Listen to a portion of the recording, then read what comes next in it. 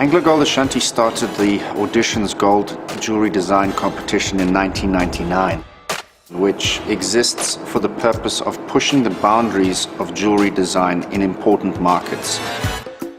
If gold jewelry does not keep pace with global design trends and does not remain fashionable and relevant to consumers, people will just stop wearing it.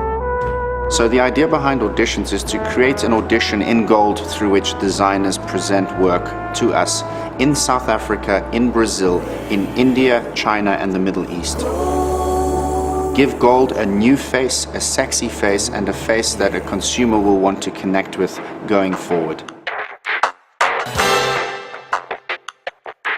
This time we said, let's try and be more socially relevant. Let us try to cover broader ground in terms of both the entries we will get, the designs we will get, but also the kind of people to whom this collection can speak, because it covers greater social ground. We went to brainstorm because we were looking for a small agency which could deliver a unique product to us and work very closely with us. It's something that really excites us to be involved in an entire long process like branding the idea of gold, which this campaign is largely about. Gold's an amazing substance. It's more an idea, something that people uphold, and wars have been fought about it, and people have died, and all sorts of stuff happen about gold. What we decided first of all was to come up with a theme which was more multifaceted than before. We came up with the theme urban tribes.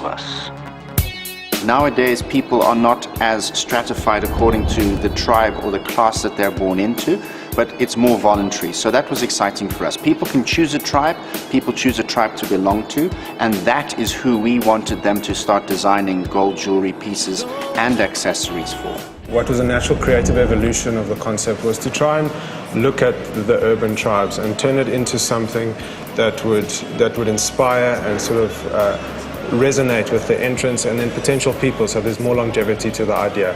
So we looked at the idea of superheroes and what are the core powers, if you will, of certain superheroes. And we tried to say, well, okay, the gold aspect, that's obviously key to the whole concept. How can we infuse the idea of gold into a superhero? So we looked at various kinds of superheroes, and the natural evolution then moved us into film noir, being the classic idea of crime, the classic idea of mystery, and the combination of the two seemed to gel very nicely as a creative idea. We created, with a trend analyst, Dion Chang, we created 4 sets of characters based on typical South African and African stereotypes, the kind of people that South Africans will instantly recognize, and we wanted to create a gold relevance for them and design gold jewelry that they would wear and that they would appreciate. One was Extreme Street and the Futurist, who are very global thinking, new thinking, younger consumers who are quite familiar with the streets and know where the world is going, but do not feel they need to conform to the norms of society. We then had the hip-hop homeboy and Jabulani Bond. Hip-hop homeboy is a township-dwelling hip-hop lover.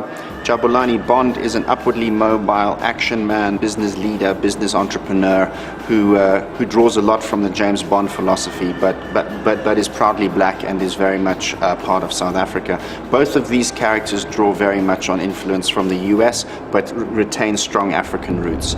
Next up, we have the suburban set. We have the Old Money Honey and the Pampered Princess, her daughter. They go very well together and they present a fairly universal suburban image.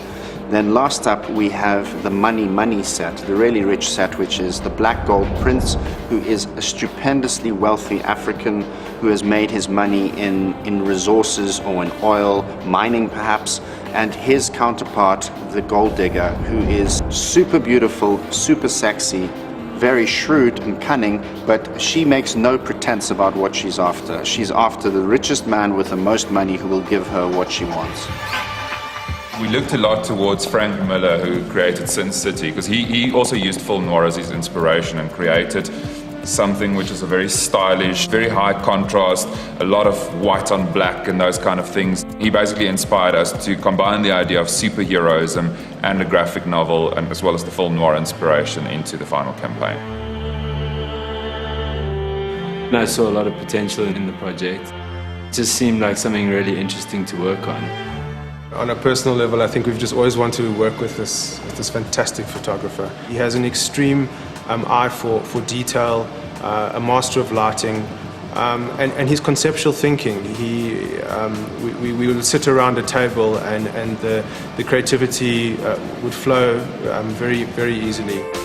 I researched general 40s and 50s film noir and then based it on typical good guy versus villain thriller.